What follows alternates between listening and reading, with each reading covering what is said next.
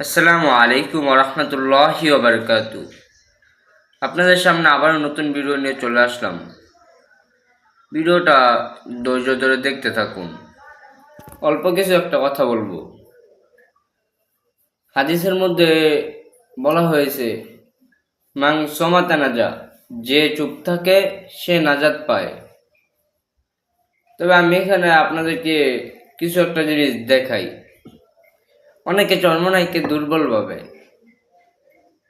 আমি আপনাদেরকে জার্নি চর্মনাইকে দুর্বল ভাবে তাদেরকে সামথিং একটা জিনিস দেখাই। শেখ হাসিনাকে এই দেশ থেকে তাড়ানোর জন্য ফয়জুল করিম সাহেব, যেটা তথ্য বুঝে আর কি, চরমনাইওয়ালারা, ইসলামী আন্দোলন বাংলাদেশেরা এটার মধ্যে শরিক ছিল। এতে কি বোঝা যায়? চরমনাইওয়ালাদেরও একটি পাওয়ার আছে, কিন্তু তারা সব কানে কথা বলে না।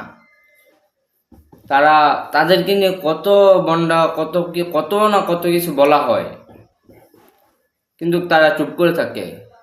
যেইখানে প্রতিবাদ করার ওইখানে তারা প্রতিবাদ করে, সব জায়গায় প্রতিবাদ করে না।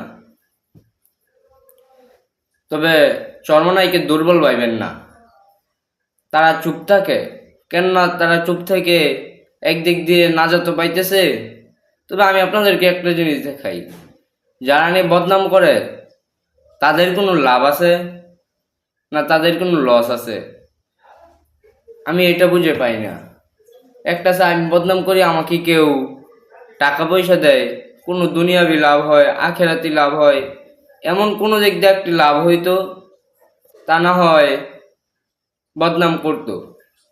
না তার লাভ হয় না তার লস হয়। তবে যারা বদনাম করে এর দ্বারা কিন্তু চর্মনের ক্ষতিও হয় না, লাভও হয় না। তবে আমি এটাই বলতে চাইতেছি যে যে চুপ থাকে সে নাজাত পায়, হাদিসের মধ্যে বলা হয়েছে। তবে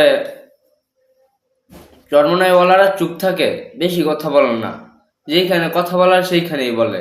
আমি এটাই বুঝাইতে চাইছি যে চরমনাইওয়ালারা সব জায়গায় কথা বলে না, যে চুপ থাকে সে নাজাত পায়, যেইখানে কথা বলা দরকার ওইখানেই কথা বলে। তবে আজকের ভিডিওটা এই পর্যন্তই, সামনে আরও ভিডিও আসবে ইনশাআল্লাহ। যারা নতুন পেজ থেকে ভিডিওটা দেখতেছেন তারা অবশ্যই নতুন পেজটাকে ফলো করে রাখবেন। আসসালামু আলাইকুম ওয়া রাহমাতুল্লাহি ওয়া বারাকাতুহু।